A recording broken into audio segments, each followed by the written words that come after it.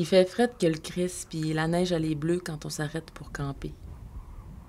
On n'a pas vu le soleil se coucher à cause des nuages, mais la nuit elle est là, comme en suspens, prête à tomber. On se dit qu'il était temps, mais on se dit rien vraiment. C'est nos yeux qui parlent tandis qu'on déloade l'équipement. La vieille, elle a pas dit un mot du voyage.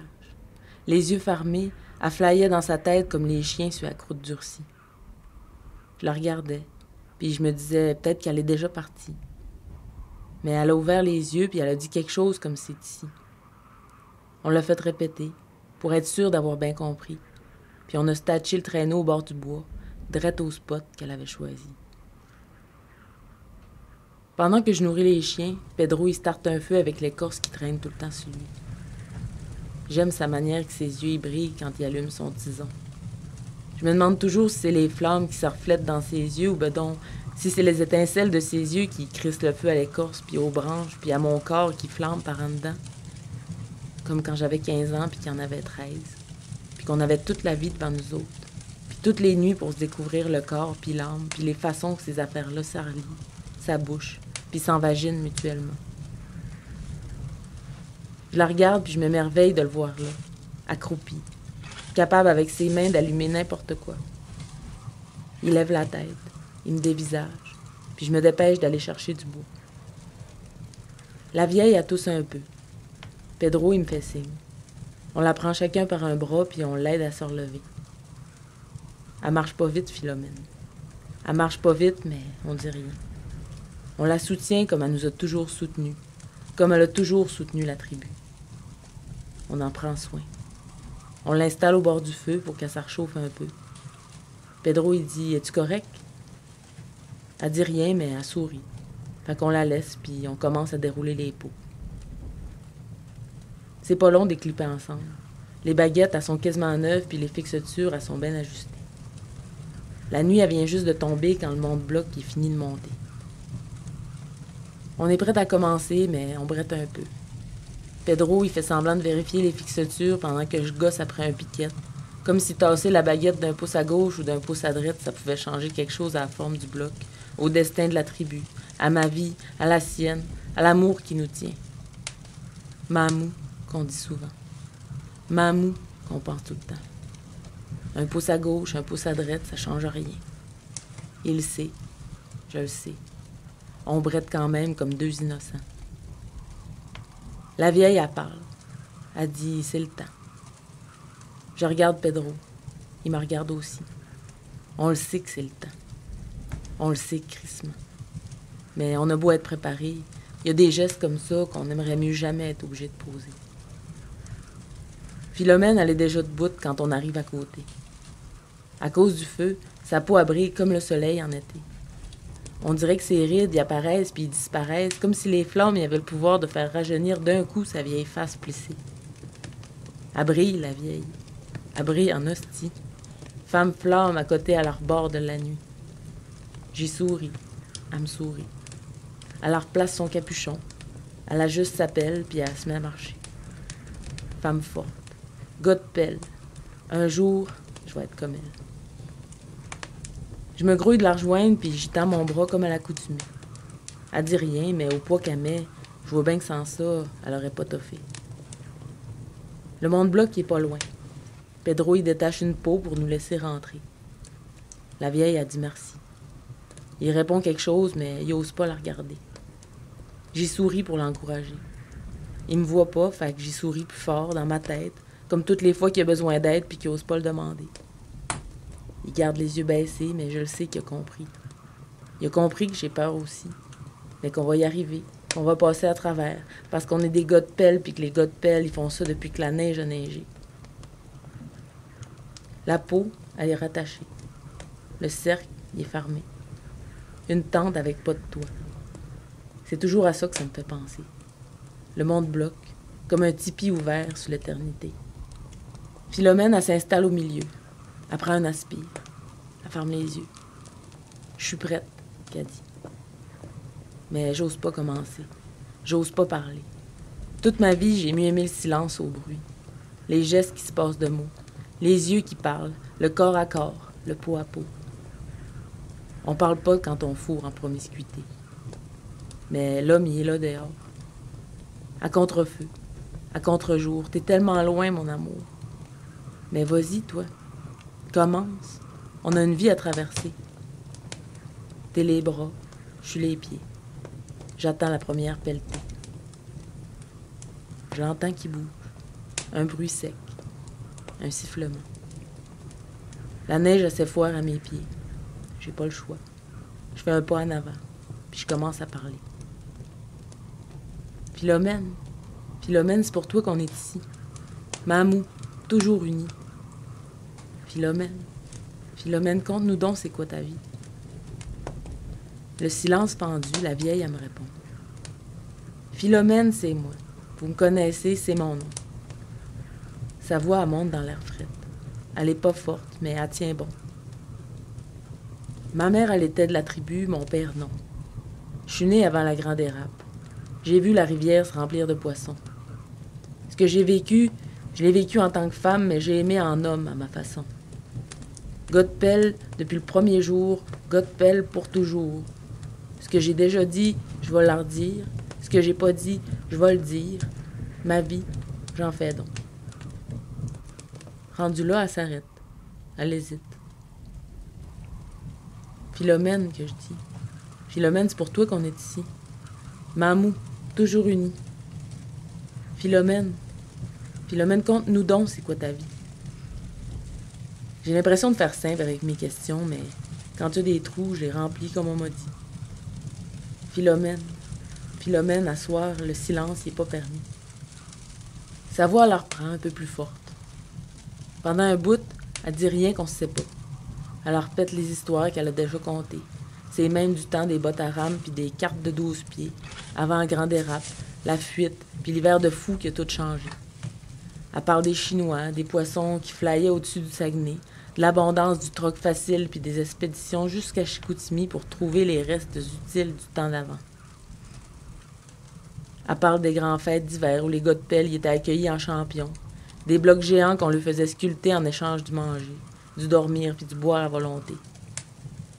Combien d'enfants étaient nés ces années-là, on le savait pas. Mais ça métissait solide dans les petits coins noirs. Ça, la vieille, elle pouvait le jurer. Dans ce temps-là, la tribu agrandissait par en dedans, comme par en dehors, rameutant au bord du fjord toutes les fuck-top qui pouvaient pas se contenter de ce que les Chinois y avaient à donner, puis à qui la Rose du Nord, elle offrait quelque chose comme une vision de la liberté. Ça, c'était le vieux temps. Puis la vieille, elle en a déjà en masse parlé. Je l'écoute avec le sourire du cœur, même si je dois avouer que des fois, l'oreille, elle me glisse un peu de côté. Dans le monde bloc, la neige, elle s'est déjà pas pire accumulée. Ma tête, elle commence à passer leur bord, puis je vois Pedro qui s'active, la moustache pleine de givre puis les dents serrées. Je le sais qu'il doute. Je le sais qu'il a peur. Mais il fait ce qu'il a à faire, comme moi, comme la vieille, pour notre bien puis celui de la tribu. Hein, mon amour, on fait ce qu'on a à faire. Tu pètes la neige, je la pile avec mes pieds. Mamou, comme on disait souvent. Mamou. À cause, tu me le dis plus depuis quelque temps. As-tu peur, mon amour? As-tu peur de ce qui s'en vient? As-tu peur du grand retour?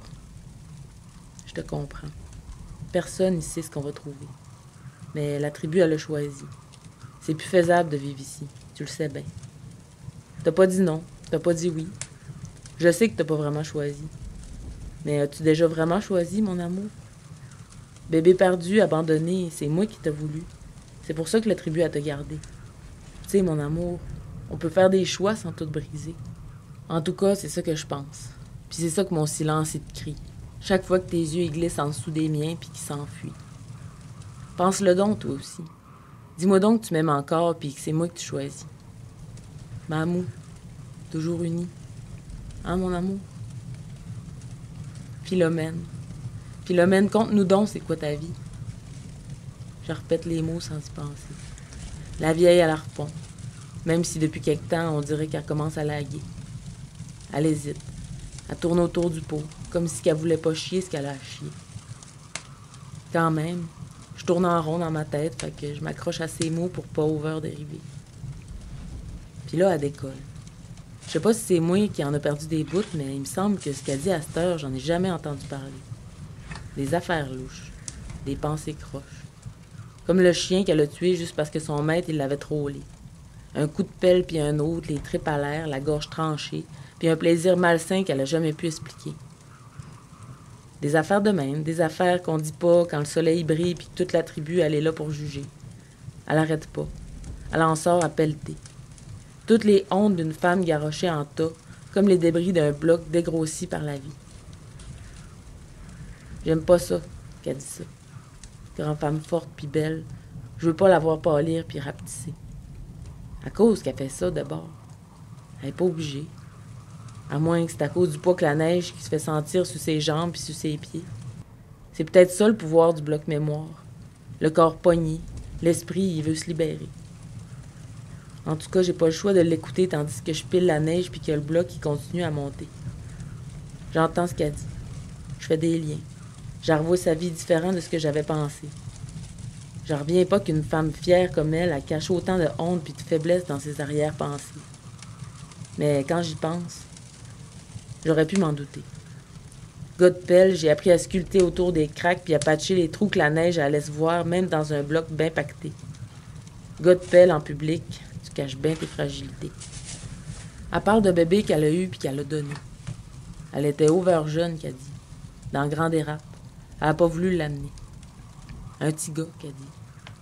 C'est le monde du Valinouet qui l'ont pris. Elle s'inquiète. Elle sait pas s'il est mort ou bedon, s'il est encore en vie. Elle espère qu'elle a fait le bon choix, mais elle est pas sûre de ça. Ça l'a tout le temps bogué. Comme un vide qu'elle a jamais su nommer. C'est comme ça qu'elle a vécu, qu'elle dit. Les pieds au bord du bloc, tout le temps sur le bord de tomber. Des enfants par après, elle en a pas eu. Femme à femme, elle en a jamais voulu. Les enfants des autres, par exemple, elle les a toujours aimés. Elle s'en est toujours occupée. À cause du vide, peut-être. Du over gros vide en dessous de ses pieds. Pour le remplir. Pour se faire moins mal si elle venait à tomber. Ça me fait de la peine, mais en même temps, je comprends. Oui, Philomène, je te comprends à cette heure. Je comprends un peu mieux ce que t'es, ce que t'as été. Ton amour sans bon sens pour tous ceux qui passaient à ta portée. Je comprends ce que t'es devenu. Puis je broye ma vie à t'écouter. Le feu, il s'est éteint, puis on fait rien pour l'empêcher. Pour tout de suite, la vieille, elle a de la neige jusqu'au-dessus des seins, puis elle commence à avoir de la misère à parler. C'est normal que ça arrive à un moment donné, quand même. Elle aspire mal, puis je commence à friquer. Pour dire la vérité, je sais pas comment ça va se passer. Elle va-tu comme s'endormir? J'ai peur qu'elle aille mal. J'ai peur que c'est long. J'ai peur qu'elle crie, qu'elle capote, qu'elle veut s'en aller.